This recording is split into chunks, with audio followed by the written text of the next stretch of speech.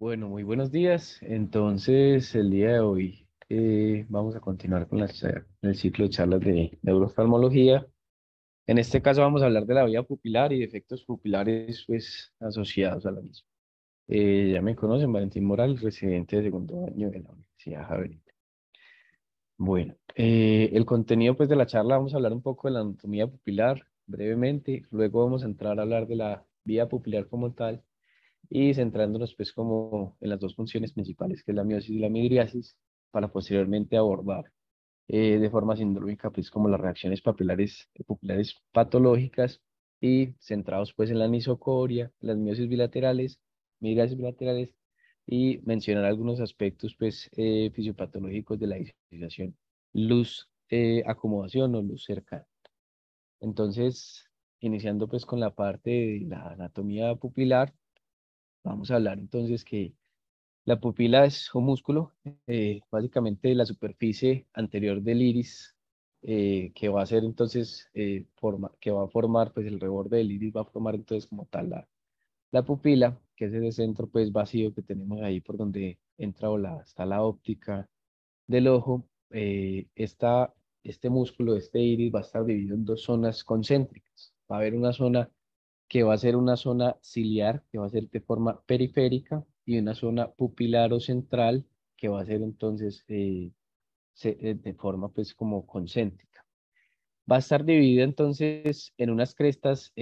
llamadas collaretes en cuanto a la parte estromal de las zonas periférica del iris, y ese estroma se va a encontrar por debajo del epitelio anterior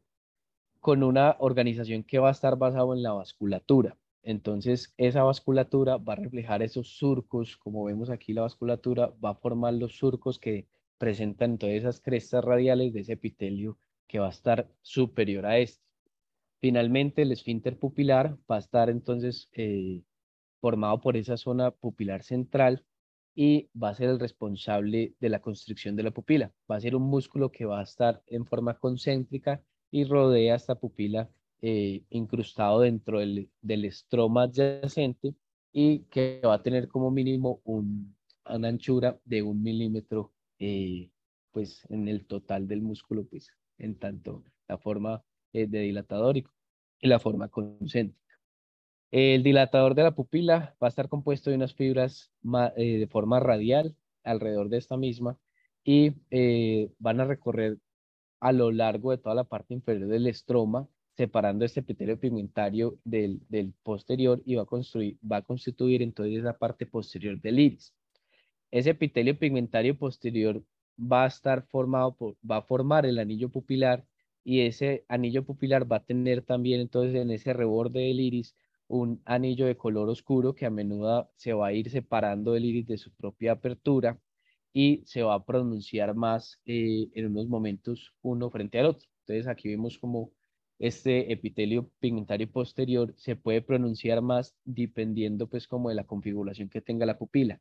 Entonces, en los momentos en que la pupila está dilatada, ese anillo tiende a desaparecer, y cuando la pupila está miótica, vamos a ver entonces que se maximizan esas crestas y ese epitelio pues puede pronunciarse y hacerse presente desde la parte posterior hacia la parte anterior. Bueno, entendiendo un poquito pues como la musculatura y eso de la vía pupilar,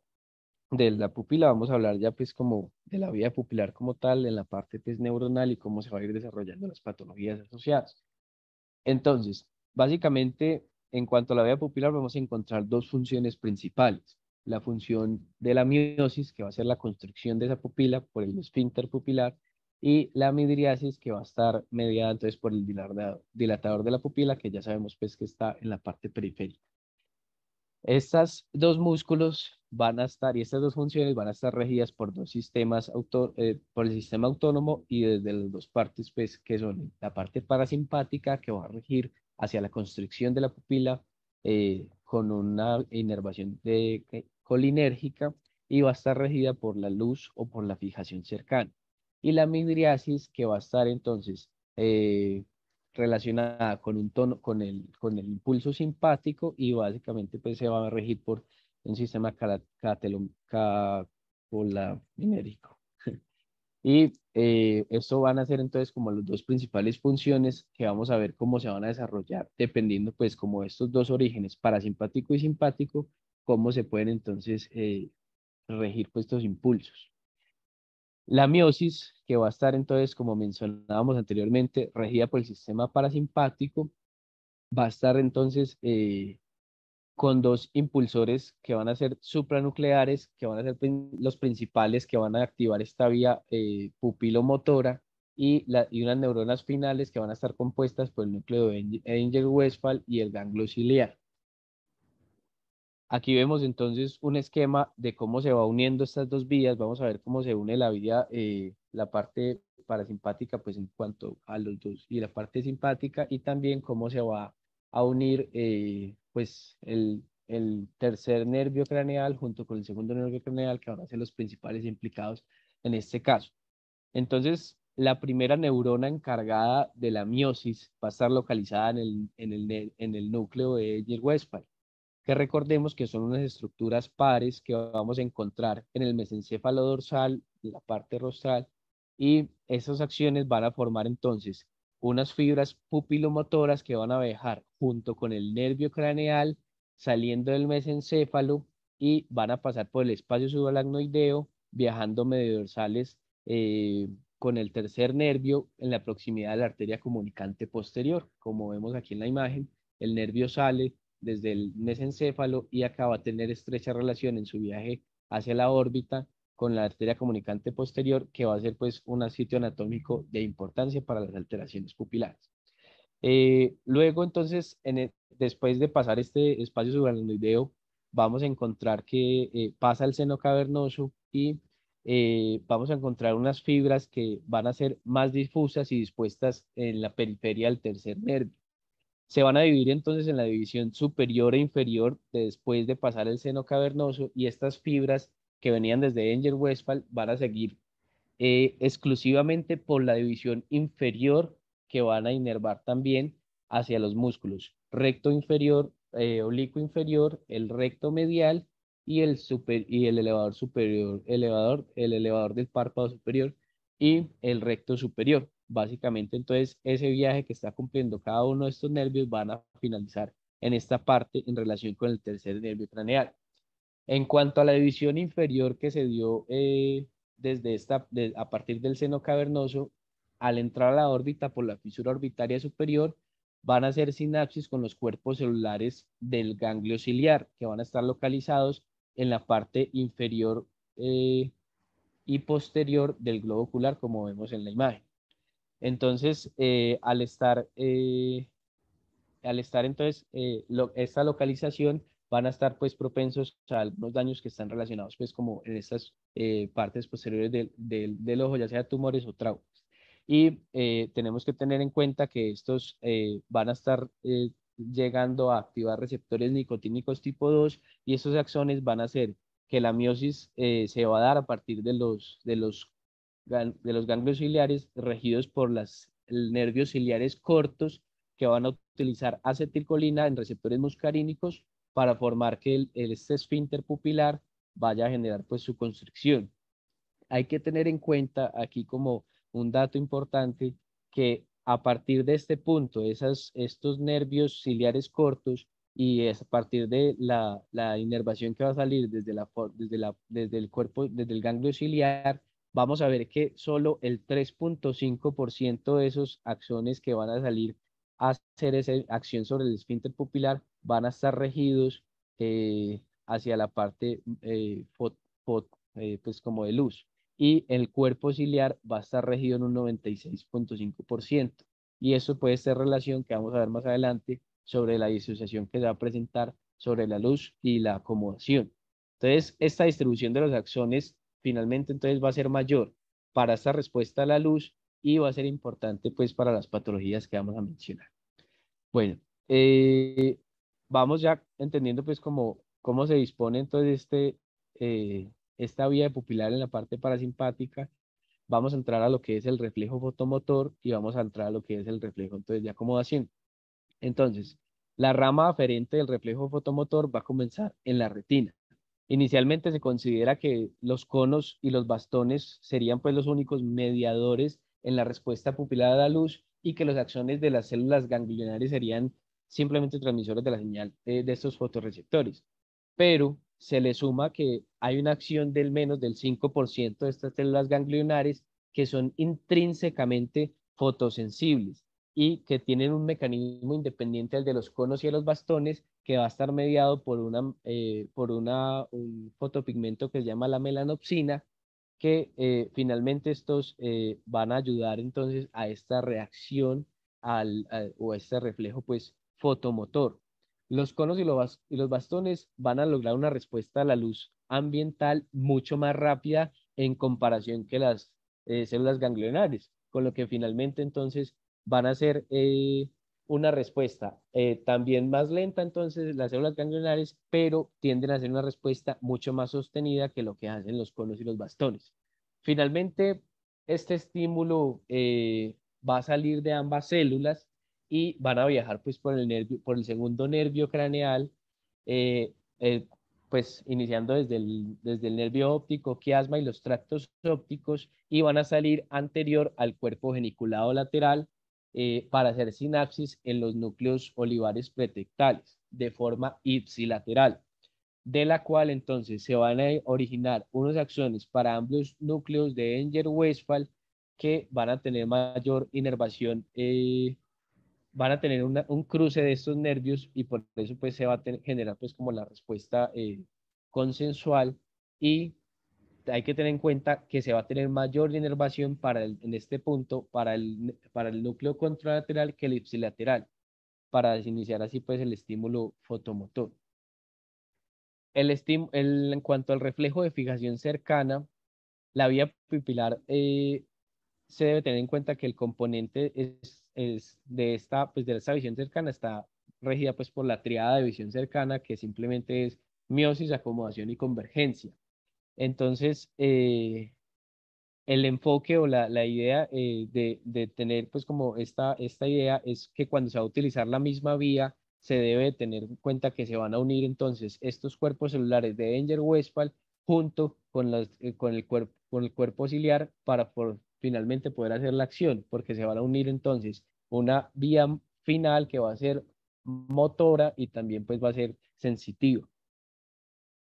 Bueno, ya teniendo en cuenta pues como esos puntos básicos de lo que es la vía en el sentido de miosis, pues ya vamos a hablar de la midriasis, pasando a la función pues que como mencionábamos está regida por el sistema simpático. Entonces, en cuanto al sistema simpático, vamos a ver que está regido por un sistema básico de tres nervios que van a ser entonces un nervio de primer orden que vamos a localizar en el núcleo paraventricular y arqueado del hipotálamo ipsilateral y va a enviar unos axones caudalmente por el tallo cerebral a lateral y los cordones cervicales para finalmente hacer sinapsis con la neurona de segundo orden que va a estar formando el núcleo cilioespinal que va a extenderse desde C8 hasta T2 y que estos axones van a salir desde este nivel del cordón espinal atravesando el tórax, van a pasar por el ápex, en cercanía por el ápex pulmonar y por debajo y por encima de la arteria subclavia, donde van a nuevo a adherirse y van a subir en la proximidad de la arteria, la carótida común. Aquí vamos a encontrar que posteriormente se van a encontrar con el nervio de tercer orden, que va a ser entonces el ganglión superior cervical, que va a estar adyacente a este seno carotidio y que finalmente van a sacar las raíces para inervar el músculo tarsalo, músculo de Müller que va a ayudar y va a apoyar a la elevación del párpado y el dilatador de la pupila y también pues está asociado con la salida de las glándulas, de la inervación de las glándulas sudoríparas, pues en este caso. Entonces es importante reconocer el recorrido de estos nervios que van hacia el dilatador de la pupila en los músculos asociados y también pues en la parte del sudor, ya que van a ir pegados a la carótida interna y luego en el seno cavernoso, en su proximidad al sexto nervio craneal, van a seguir por la arteria oftálmica hacia la órbita, ingresando entonces por esos nervios ciliares. Entonces, estos finalmente van a dar su inervación por una vía pues que ya habíamos mencionado de forma catecolaminérgica mediante la epinefrina y la norepinefrina para para finalmente estimular receptores B1, que vamos a ver más adelante que hay medicamentos que van a estar relacionados pues con este mecanismo mencionado. Eh, ya teniendo en cuenta entonces toda esta parte de cómo se compone entonces la vía y la parte pues, de anatomía de la pupila, vamos a hablar ya pues como de las reacciones pupilares, eh, eh, an- haciéndolo pues como en grupos dependiendo de lo que encontramos en nuestro paciente. Entonces, hablando de la anisocoria, vamos a presentar una anisocoria que puede ser de forma de midriasis o puede ser de forma de miosis patológica o puede ser ya de forma pues fisiológica. Entonces, como punto de diferencia se debe contemplar que el tamaño de diferencia entre las pupilas, eh, si es, eh, si es mayor a 1 milímetro de diferencia una pupila a la otra. Esta alteración es persistente con la luz y la oscuridad y puede acompañarse de retrasos o no en este reflejo fotomotor, pues nos van a hablar entonces de una alteración que va a ser patológica. Y en caso de cumplir que el tamaño de diferencia no sea mayor de 1 milímetro y que la reacción a la luz sea normal, vamos a pensar en una anisocoria fisiológica. Y estos tamaños también hay que tener en cuenta que pueden variar en la anisocoria fisiológica y que muchas veces los pacientes finalmente hay días que lo tienen, hay días que no. Bueno, vamos a hablar entonces ya de esta anisocoria centrándonos en la midriasis monocular. Esta midriasis monocular se va a dar como resultado del daño parasimpático que va a inervar el esfínter pupilar. Entonces, en este caso, se va a ver más la anisocoria en condiciones de mucha luz. ¿Listo?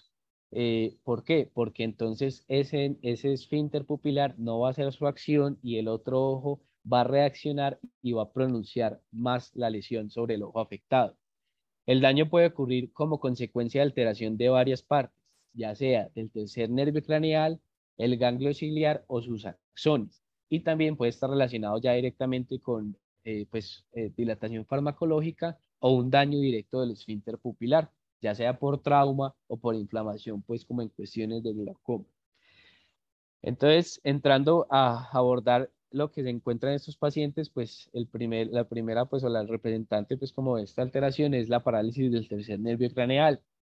que en este caso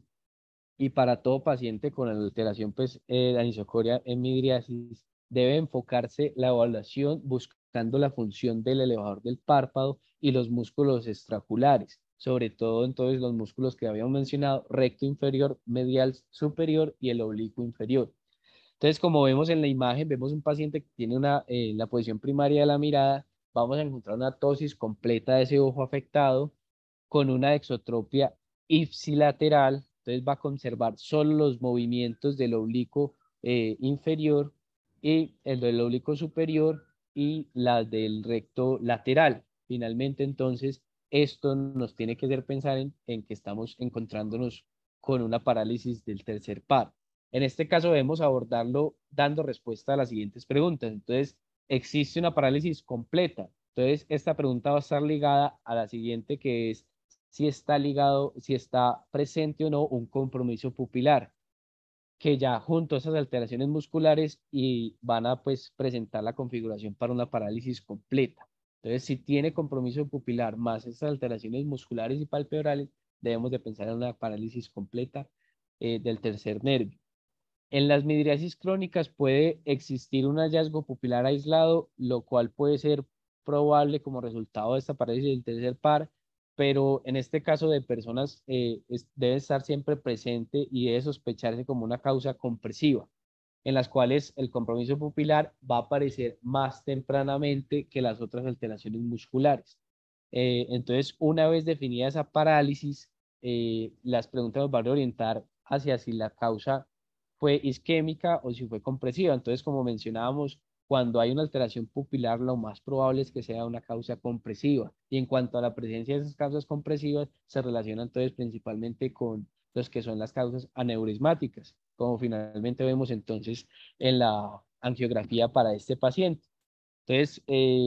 principalmente van a ser aneurismáticas, pero también puede ser relación pues como con tumores y meningiomas. Además, estos pacientes que tienen estas causas aneurismáticas van a presentarse con cefaleas. En este caso, el paciente se presentaba con una cefalea como la peor cefalea de su vida y finalmente pues se encuentra entonces esta relación causal con la angiografía que ve. Y está presente en la arteria comunicante posterior, como habíamos visto en la parte anatómica en relación pues, con este tercer nervio. Luego vamos a hablar de lo que son las lesiones mesencefálicas. Entonces, estas lesiones a nivel del mesencéfalo pueden ser ya de origen pues hemorrágico o infarto y se van a encontrar frecuentes, pero raramente en una forma de un aislamiento neurológico, o sea, no van a ser tan puntuales. Eh, Estos daños del tercer nervio van a implicar una parálisis que va a estar dependiendo de la localización y dependiendo del núcleo que se vea afectado. Entonces, cuando encontremos una parálisis ipsilateral del recto medial, el recto inferior y el oblicuo inferior va a presentarse siempre de forma ipsilateral. La debilidad ya que la disposición de estos núcleos pues es bilateral e ipsilateral. La debilidad bilateral del elevador del párpado, como está regido por un solo núcleo central, entonces esta va a presentarse siempre de forma bilateral. Esto va a ser un punto a discriminación de que desde que se está dando un daño a este mismo nivel mesencefálico. Ya si se da de forma unilateral, ya debemos de pensar en una parte más externa o más cercana pues hacia la misma inervación. Y las parálisis del recto superior se puede presentar también de forma contralateral porque el núcleo que está dispuesto de forma contralateral y bilateral, pero puede presentarse también de forma bilateral, dado que estos núcleos van a tener unos fascículos que se van a originar de cada núcleo y que se van a decusar y van a pasar hacia el núcleo del recto superior contralateral y pueden servir de apoyo en algunos casos y pueden servir pues como también para generar este efecto sobre este otro núcleo. Entonces, finalmente, el núcleo que nos va a hacer pensar más a este daño mesencefálico va a ser centrado en la debilidad bilateral del elevador del párpado, que finalmente siempre a este punto se van a ver afectados ambos. Luego ya, yéndonos más adelante hacia los daños, pues, sobre el ganglio ciliar, el daño a este nivel va a resultar de la presencia de una pupila midriática, referida pues como una pupila tónica, debido a que va a haber entonces un entorpecimiento en la constricción y un entorpecimiento en la redilatación de estos pacientes. Entonces, estos pacientes cuando tienen la exposición a la luz, la pupila se mantiene midriática y va a ser una constricción parcial y lenta, y una vez se detiene el estímulo luminoso, esta redilatación va a ser más lenta de la misma pupila afectada y la pupila sana va a dilatarse de forma rápida y de forma normal, entonces se va a ver ahí la anisocoria se va a reversar y se va a ver entonces más midriática la otra pupila. Entonces puede presentarse también como una pupila de forma irregular y que se va a estar en relación con una hipocinesia que va a ser de forma sectorial o unos movimientos irregulares que vamos a ver de forma más evidente cuando lo vemos en la lámpara de hendidura. Característicamente van a tener una buena constricción en el estímulo de visión cercana que en el luminoso, como habíamos mencionado previamente, esto en relación con el rango de 30 a 1 de esas fibras parasimpáticas que van a mediar el reflejo de acomodación. Entonces, estos pacientes vamos a encontrar que se encuentran con la midriasis y una vez hacen el estímulo de acomodación cercana, de visión cercana, vamos a ver cómo se resuelve esa miosis y responden normalmente por esa predominancia de ese 96% de fibras dispuestas para esta función. La otra relación que vamos a encontrar en esta parte de la anisocoria va a ser entonces la hipersensibilidad colinérgica. Entonces, es común que estas lesiones del ganglio ciliar van a presentar una hipersensibilidad del esfínter pupilar que se va a desarrollar normalmente en 1 a 2 semanas después de las lesiones. Entonces, aquí es donde podemos utilizar la pilocarpina como un agonista colinérgico que va a ayudarnos entonces a definir esta hipersensibilidad. Entonces, la idea es utilizar una pilocarpina diluida al 0,125%. Se aplica una gota en ambos ojos y debería ser que el ojo con midriasis que está afectado se va a poner miótico a los 45 minutos de haber aplicado la gota. El ojo contralateral, como esto es una dosis que está diluida de la pilocarpina, no debería de presentar ninguna alteración. Y finalmente lo que debería pasar es que se va a revertir esa anisocoria, o sea que va a generar la miosis hipersensible sobre la pupila afectada y la otra se va a ver más grande. En otros casos se pueden contraer ambas pupilas, pero entonces aquí podemos considerar que el test se va a considerar positivo solo si el ojo afectado, que era el que estaba midriático, se contrae 0,5 milímetros o más que el otro. Es de anotar entonces que las parálisis del tercer nervio craneal, requieren una concentración mínima de un 1% según los reportes previos para que la pilocarpina finalmente haga este efecto de la construcción. Pero esto no es una regla absoluta y existen algunos otros reportes que han relacionado parálisis del tercero que han respondido pues también a este 0,125%. Entonces aquí es donde el resto de signos adicionales a la alteración pupilar en la parte motora, oculomotora y palpebral nos van a llevar a diferenciar pues como esta patología. Acá entonces, cuando hablamos de esa pupila tónica, la mayoría de estas pupilas tónicas van a ser de origen idiopático y estas son las que llamamos la pupila de Addis. Pero siempre se va a tener primero que descartar por historia y por un examen clínico completo la presencia de otras causas, como lo son las arteritis de células gigantes, la disautonomía, la inflamación orbitaria relacionada pues con la sarcoiditis, presencia de neoplasias, Guillain-Barré o trauma. Estas alteraciones pueden estar relacionadas como causales de esta misma o simplemente la pupila de Addis se presenta de forma idiopática, como veníamos mencionando. Va a ser comúnmente monocular, más que todo en relación o en presencia en mujeres que en hombres, y se va a presentar de forma pues como aislada.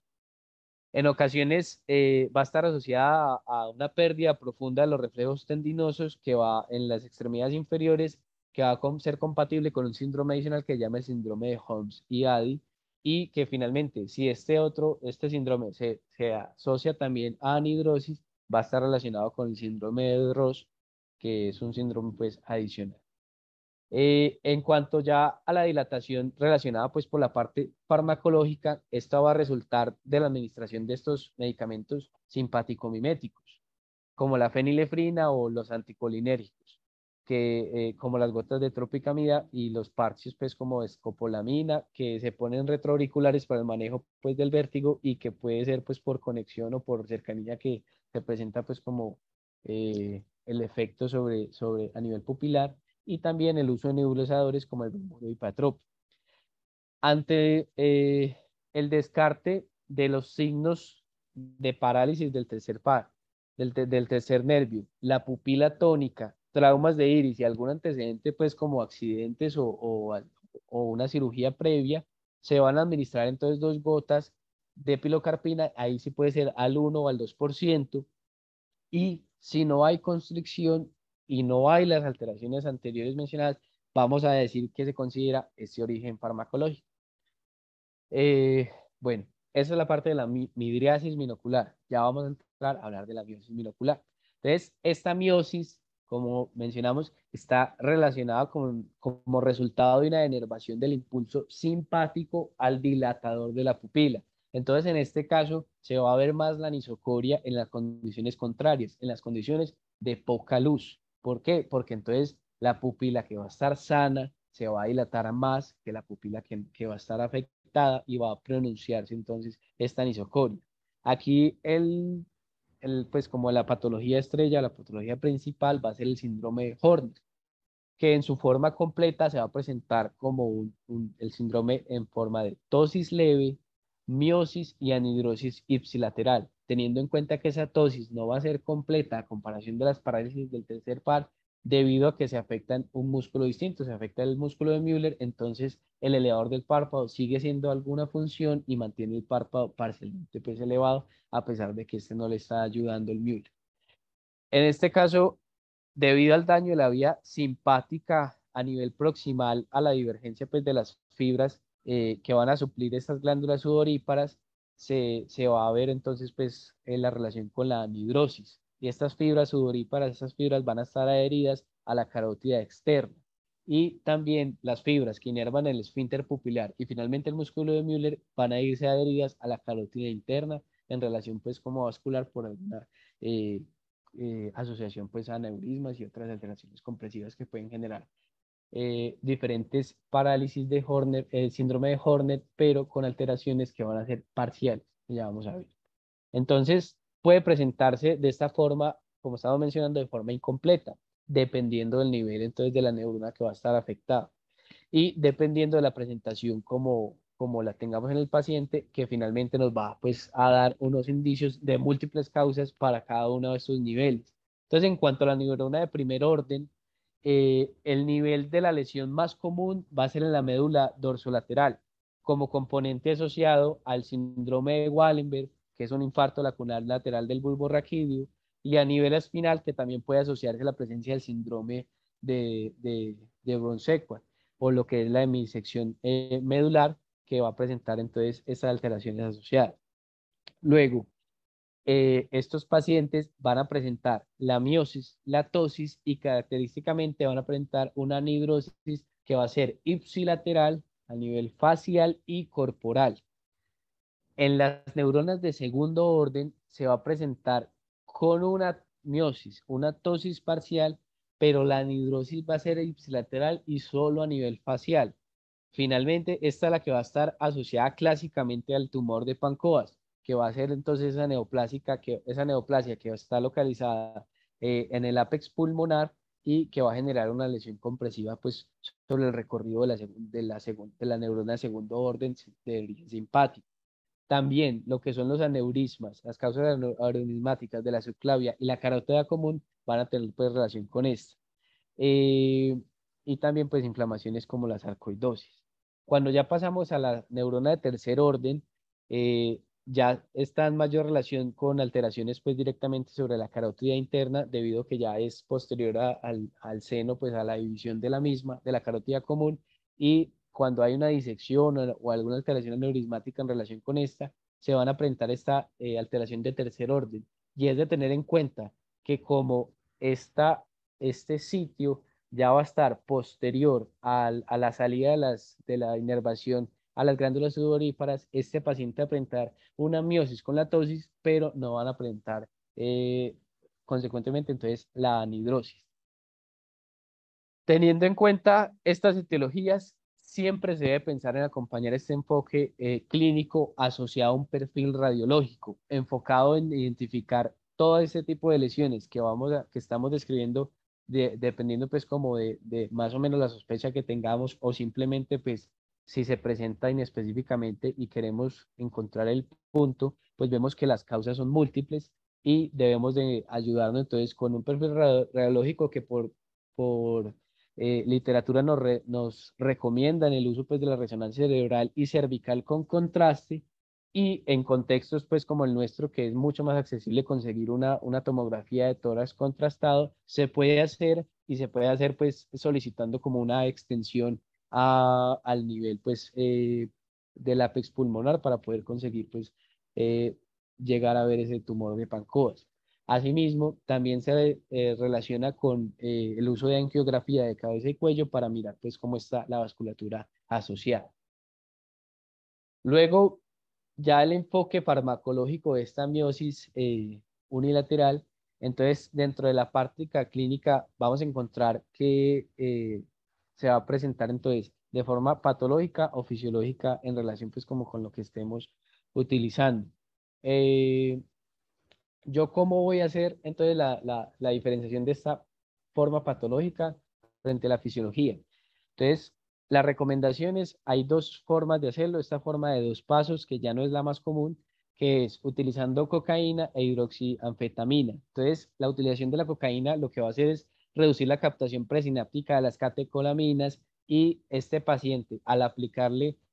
unas gotas de cocaína en el paciente con Horner, a los 45 minutos se va a presentar un aumento de esta anisocoria, debido a que el ojo afectado va a persistir con la miosis y el ojo normal va a presentar entonces una midriosis que va a ser aumentada frente al otro y se va a reversar entonces esta anisocoria.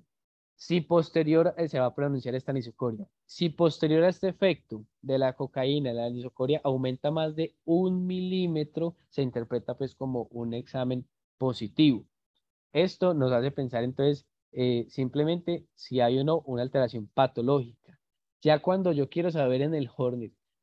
diferenciar si la lesión es de tercer orden, a diferencia de las de primero y de segundo orden, pues uso la hidroxianfetamina. En este caso, la pupila miótica, al aplicarle gotas de hidroxianfetamina, la pupila miótica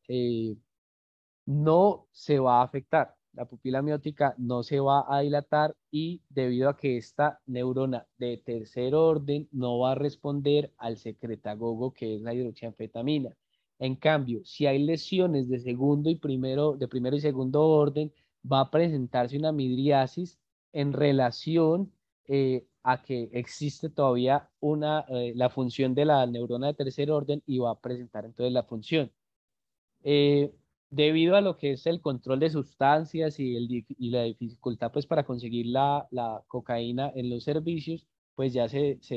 presenta como otra opción el uso de la apraclonidina. Entonces, la apraclonidina también pues desde este enfoque farmacológico es un alfa-2 agonista que ante la falta del estímulo del dilatador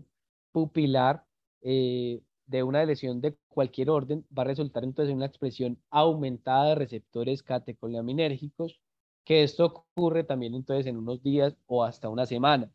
Entonces, esto permite que estas receptores alfa-2 y que este alfa-2 agonista que es débil va a presentar un aumento, una sinergia pues aumentada y este medicamento va a permitir que cuando se presenta este daño se dé una dilatación de la pupila que está hipersensible. Entonces, cuando aplicamos la gota de la proclonidina al 0,5% en el ojo normal, no va a haber reacción al aplicar 2 gotas. La pupila afectada se va a presentar una dilatación en respuesta a esa hipersensibilidad. Y en este caso va a pasar es que entonces esa aplicación de la gota va a generar entonces que se revierta esa anisocoria. Entonces el ojo que estaba más miótico va a generar entonces una midriasis contraria. Finalmente, entonces, además de la accesibilidad que tienen para este medicamento, pues vemos que se presenta una forma más fácil de identificar el córner y además se presenta en cierto efecto relacionado con la función de los de alfa 2 sobre la toxicidad pues, que va a estar asociada en este caso. Eh, Hay que tener en cuenta que la proclonidina no está aceptada pues, para manejo en niños porque tiene alto riesgo de depresión respiratoria. Entonces deberíamos usarla solo pues en adultos. Vamos a pasar ya a hablar no de las anisocorias, sino de la presencia de alteraciones pupilares de forma bilateral, iniciando con lo que es la miosis bilateral. Entonces, en este caso, la miosis va a ser resultado de varios escenarios. Puede ser de una denervación simpática del dilatador de la pupila, como mencionábamos previamente, una predominancia del tono parasimpático sobre ese tono simpático o finalmente una reinervación crónica que va a estar relacionado con daños ganglionares crónicos. Cuando hablamos entonces de cada uno de estos, vamos a encontrar unas causas asociadas. En cuanto a las causas de exceso parasimpático o las causas no estructurales ligadas a este, van a ser más comunes las alteraciones con las relaciones con algo farmacológico, como son el uso de medicamentos sedantes o como los barbitúricos y los opioides, y la relación también entonces con el abuso de estas mismas sustancias. En el enfoque de la parte estructural, las lesiones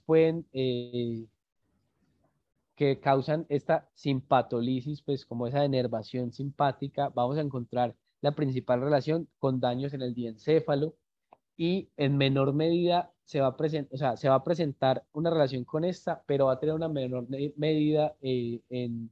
comparación con la presentación de lesiones al nivel del tegmento pontino, que va a causar una desconexión del núcleo cilioespinal del hipotálamo y finalmente va a generar un córner que va a ser de origen bilateral central. De igual forma, podemos asociar esta presentación de un Horner bilateral, pero que también puede estar por alteraciones pues, de origen periférico en la vía pues, que habíamos mencionado previamente. En cuanto a las gangliopatías crónicas, que va a estar entonces en relación con esa reinervación aberrante crónica, el escenario más común va a ser la pupila tónica, que en el evento agudo y subagudo va a ser una pupila midriática, pero que meses y años después va a pasar a ser una pupila tónica, que siempre va a conservar esa característica de esa disociación luz-acomodación y esa hipoquinesia sectorial como habíamos mencionado. Finalmente, de este mismo grupo de gangliopatías está la relación con la pupila de Argyll-Robinson, que es característicamente se describe como una pupila miótica bilateral irregular y que va a tener una disociación luz-acomodación también y que no va a tener respuesta ni al cambio del estímulo luminoso ni a los midriáticos. Esta pupila de Argyll-Robinson la vamos a encontrar en asociación directa con la infección por sífilis, en el caso de la sífilis terciaria neurosífilis, por lo cual siempre que sospechemos esta y encontremos algún signo que nos haga pensar, pues debemos de acompañarlo con el enfoque serológico de la infección. Cuando encontramos esta pupila de Argyll-Robinson y queremos diferenciarla con la pupila tónica, debemos de tener en cuenta que la reacción de visión cercana o la reacción de esta va a ser mucho más rápida que comparada con la pupila tónica. Esa pupila tónica va a tener unos movimientos mucho más lentos y va a tener esas características de que cuando se haga una redilatación, pues también la dilatación va a ser mucho más lenta. Eh, ya la parte de la midriosis de forma bilateral va entonces a estar en caso contrario a lo anterior relacionado con un impulso simpático que va a exceder el parasimpático. Ya puede ser por una estimulación exagerada de esta estimulación simpática sobre el dilatador de la pupila o por un estímulo parasimpático bajo el esfínter pupilar. Entonces, en cuanto al aumento de este impulso simpático, se va a relacionar principalmente con el uso de medicamentos simpático-miméticos, como son las fenilefrinas, que son un alfa-1 selectivo, y los antidepresivos tricíclicos, que van a hacer el papel de la alteración de la recaptación de catecolaminas. Asimismo, también el uso pues, de sustancias como la cocaína, que ya vimos pues, que genera esta midriasis y que se usa pues, como sustancia de abuso, generando entonces un aumento de este impulso simpático. La disminución, en caso contrario, la disminución de la señal parasimpática se puede dar como resultado del impulso supranuclear defectuoso hacia los núcleos de Enger-Westphal. Entonces, estas lesiones supranucleares van a resultar en pupilas midriáticas asociadas a neuropatías ópticas bilaterales que pueden ser severas y que van a evitar la llegada de la señal del núcleo olivar pretectal y las lesiones tectales interrumpiendo esa conexión que existe entre estos núcleos y el núcleo de Enger-Westphal. También puede resultar de defectos al final de la vía común en diferentes niveles, ya sea en el tercer nervio, el ganglio, a nivel ganglionar en relación pues con la pupila tónica, enfermedades como Milius-Fischer y la diabetes mellitus, y alteraciones en la unión neuromuscular, hablando es sobre el botulismo, que va a evitar la liberación de la acetilcolina desde la neurona desde la neurona del ganglión ciliar. Entonces, en estos casos también podríamos utilizar la prueba de pilocarpina, como habíamos mencionado, sobre todo en el momento en que la pupila no tenga respuesta a este estímulo luminoso ni a la acomodación, con la misma dosis de 0.125 para determinar si existe una denervación simpática que puede ocurrir en las pupilas tónicas en el 10% de los casos. Ya con dosis de al 2% para descartar el uso de medicamentos, pues ya como la tropicamida y la escopolamina, ya debería de no existir pues ninguna reacción precisamente porque la alteración farmacológica pues no lo va a permitir, asimismo como las injurias o los traumas sobre el iris, que finalmente pues ya es una alteración mecánica que no permite pues esta acomodación, este movimiento pupilar normal. En cuanto a la disociación luz-acomodación, vamos a mencionar simplemente las localizaciones más comunes que van a desencadenar esta disociación. Ya hemos mencionado las patologías que están relacionadas con estas, como la pupila de Argyll-Robinson y la pupila de Addy. Entonces, vamos a encontrar que estas lesiones van a presentarse en 3 puntos de la vía. Pueden ser en el mesencéfalo dorsal, dado la disposición de los axones que van a viajar desde el núcleo pretectal y se van a cruzar en la comisura posterior en su viaje hacia los núcleos de Enger-Westphal, y en esta posición van a tener van a estar mucho más propensos al daño mecánico, y su afectación va a estar relacionada entonces con el síndrome mesencefálico dorsal, como vimos previamente con la doctora Katherine. La segunda localización va a ser a nivel del ganglio ciliar, debido a que existe esa desproporción que habíamos previamente mencionado de los cuerpos celulares dedicados a la acomodación y a la construcción pupilar, dado que entonces hay baja inervación, en este caso, de la construcción pupilar, comparado con la alta cantidad en la respuesta a la acomodación. Y finalmente, el nervio óptico, en casos de neuropatías ópticas severas que van a generar una reacción lenta a la luz o una reacción nula, van a entonces a generar esta disociación luz-acomodación, y van a estar en este caso basados pues ya en un origen aferente y en un origen pues eferente pues de la lesión. Y ya, finalmente pues eso es lo que les tenía para el día de hoy. Muchísimas gracias. ¿Alguna pregunta? Gracias a ti, Valentín. Pues es importante eh, recordar todas estas patologías que alteran las pupilas, porque es un tema que asusta mucho cuando un paciente se presenta con una pupila midriática, por ejemplo, y fija. Puede que no sepamos si es necesario tomar una cantidad de exámenes o si el paciente se puede observar, teniendo en cuenta que hay unas patologías benignas que también pueden producir alteraciones pupilares. Entonces, la idea de la charla era, pues, primero recordar la vía anatómica, es muy importante para que tengamos en cuenta en dónde puede estar la lesión, y segundo, reconocer los distintos tipos de miosis y midriasis, y fíjense que cada una tiene una característica especial que la hace diferente a la otra. Una pupila farmacológica es diferente a una pupila de una parálisis del tercer nervio y es diferente a una pupila de ADI. La pupila del síndrome de Horner es distinta a la pupila de Largail-Robertson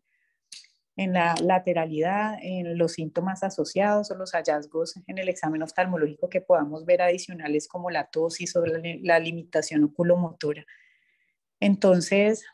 pues esto hay que tenerlo siempre fresquito porque es un tema que se olvida mucho y el oftalmólogo termina a veces pues adquiriendo algunos hábitos, como por ejemplo dilatar los pacientes en las salas de espera o omitir el examen pupilar y enfocarse solamente en la lámpara de hendidura, tonometría y fondo de ojo. Además, puedes recordar que las pupilas no se examinan en la lámpara de hendidura, se examinan antes de sentar al paciente en la lámpara, porque en la lámpara acomodan y esto puede hacer que veamos un reflejo de acomodación que no es un reflejo fotomotor. A veces veo que dictan a los técnicos los reflejos pupilares en la lámpara de hendidura y no es correcto. En la lámpara se evalúa el esfínter de la pupila, pero no los reflejos pupilares. Y lo último que quería mencionar es que estas pruebas farmacológicas pues suenan muy interesantes, pero no son necesarias para hacer los diagnósticos. Los diagnósticos son clínicos y muchas de estas gotas ni siquiera las tenemos en el mercado, como por ejemplo la cocaína y la praclonidina no la tenemos en Colombia. Entonces no nos vamos a varar de hacer un diagnóstico de un Horner por no tener estas gotas, y la prueba de la pilocarpina, aunque útil, no es que sea tampoco necesaria para el diagnóstico de una pupila de ADI, pero está Ni bien tan conocer rápida. pues las pruebas. Dime. Ni tan rápida, porque ellos dicen que es una prueba rápida, pero 1 hora y no pone Sí, corto. hay que dejar al paciente. Pero bueno, por lo menos la pilocarpina la tenemos y ustedes la pueden diluir una gota de pilocarpina por 16 gotas de lágrimas artificiales. Y ahí la tienen al 0,1% y la pueden aplicar en ambos ojos, y la pupila de ADI debe reaccionar mientras que la otra pupila no reacciona. No sé si tengan algún comentario.